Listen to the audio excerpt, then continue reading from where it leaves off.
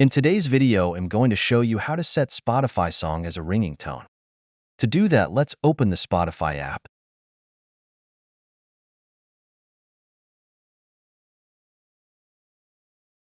Like that, you need to select the song that you want to set as ringing tone. Now click on the three dots at the top right corner. Here you can see there is options like add to playlist like that. Then if you scroll down, you can see you can set this song as a sleep timer if you want.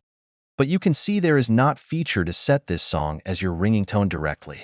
So you have to download this song.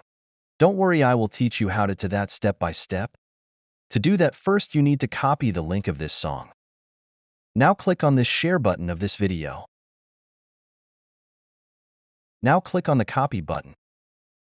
Now you need to watch my video titled How to Set Any Song as Ringing Tone. You can watch that video just clicking on the link in the description. See you there. Thanks for watching.